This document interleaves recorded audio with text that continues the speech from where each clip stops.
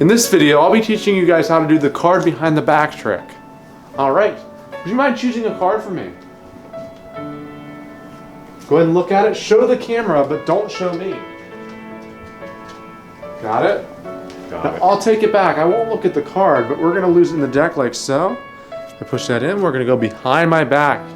And just like that, I found your card. I flipped it face up in the deck. You ready? Should be right. There, was that it? That was. Okay, now let's learn how to do it. So how we do this trick, first we'll take the bottom card, we'll flip it face up. That's the biggest secret. Because now when they choose the card, Dad, could you choose a card for me?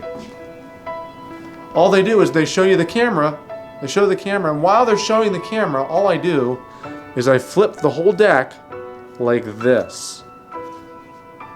So now whenever I take the card back and I put it in the deck, he's really putting it back in a face-up deck. The big work is already done. I just go behind my back, I flip the bottom card face up, flip the whole deck over, bring it back out, and the trick's done. Just like that. I found his card.